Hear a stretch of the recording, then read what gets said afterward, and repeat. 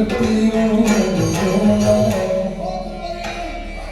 21 ಬಾರಿ ಗೋಕುಲಾಕ್ಷೇಪದ ದುಷ್ಟ ಕ್ಷತ್ರಿಯರನ್ನು ಕೊಂದು ಸತ್ತಿರುವಂತಹ ಪಿತೃಗಳಿಗೆ ತರ್ಪಣವನ್ನು ಕೊಡುವುದಕ್ಕೆ ಪುಣ್ಯಕ್ಷೇತ್ರವಾದ ಕುರುಕ್ಷೇತ್ರವನ್ನು ಸೇರಿಕೊಂಡಿದ್ದೇನೆ. ಸರಸ್ವತಿ ಕ್ಷೇತ್ರ ತೀರಗಳ ಚಂದ್ರವಂಶೀಯ ಗುರುವಿನಿಂದ ನಿರ್ಮಾಣವಾದ ಯಶಭೂಮಿ ಪಿತೃ ಸಂಪ್ರೀತಿಯನ್ನು ಹೇಗೆ ಸಾಧಿಸಿದೆ? ಸಾಲಾಗಿ 5 ಕುಂಡಗಳನ್ನು ನಿರ್ಮಾಣ ಮಾಡಿ ದುಷ್ಟ ಕ್ಷತ್ರಿಯರ ರುದಿರವನ್ನು ತುಂಬಿಸಿದ್ದೇನೆ.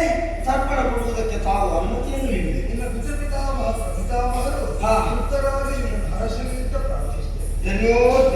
ಮಗನೇ ಭಾರ್ಗವ, ನಿನ್ನ ಪಿತೃಭಕ್ತಿಗೆ ಪೂರ್ವ ಪಿತೃಗಳಾದ ನಾವೆಲ್ಲರೂ ಮೆಚ್ಚಿದ್ದೇವೆ. ಏನು ಹೊರಬೇಕು ಕೇಳಿಕೊ.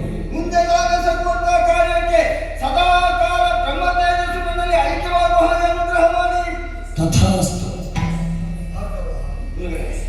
ಸಂಕಲ್ಪಿಸಿದ ಕಾರ್ಯವನ್ನು ಸರಿಯಾಗಿ ಮಾಡಿ ಮುಗಿಸಿದ ಈ ಕಾರಣಕ್ಕೆ ಭವಿಷ್ಯದಲ್ಲಿ ಸಮಂತ ಪಂಚಕ ಅಂತ ಹೆಸರು. ಸರಿ. ಪಿತೃಗಳ ಅನುಗ್ರಹದಿಂದ ಈ 5 ಕುಂಡಗಳು ತೀರ್ಥವಾಗಿ ಪರಿವರ್ತಿತವಾದದ್ದರಿಂದ ಭವಿಷ್ಯದಲ್ಲಿ ಪಿತೃಭಕ್ತಿಯಿಂದ ಇಲ್ಲಿ ಬಂದು ಯಾರು ಗೆದ್ದು ಪಿತೃತರ್ಪಣಾದಿಗಳನ್ನು ಕೊಡ್ತಾರೆ ಅವರಿಗೆ ಲೌಕಿಕವಾಗಿಯೂ ಪಾರಲೌಕಿಕವಾಗಿ ಶ್ರೇಯಸ್ಸುಗಳು ಪ್ರಾಪ್ತವಾಗಿದೆ. ಸರಿ. ಭವಿಷ್ಯದಲ್ಲಿ ಉದಿಸುವ ಕ್ಷತ್ರಿಯರಲ್ಲಿ ಅಧರ್ಮ ಬೇಳೆಯಿಸಿತು ಅಂತ ಆದರೆ ನೀನು ಪಿತೃ ಸಂಪ್ರೀತಿಯನ್ನು ಸಾಧಿಸಿದ ಕುರುಕ್ಷೇತ್ರದಲ್ಲೇ ಕ್ಷತ್ರಿಯರ ಧರ್ಮಾಧರ್ಮದ ದುರವನ್ನು ಭವಿಷ್ಯದಲ್ಲಿ ಘಟಿಸುವುದಕ್ಕಿದೆ ಎಂಬ ವಿಚಾರ ಅವರಿಗೆ ಜಾಗೃತಿಯನ್ನು ಉಂಟು ಮಾಡಿ ಅಂತ ನಾನು ಸರಿ. ಎಸಗಿದಂತಹ ಕೃತ್ಯದಿಂದ ಏನಾದರೂ ಪಾಪದ ಲೇಪ ಉಂಟಾಗುತ್ತದೆ.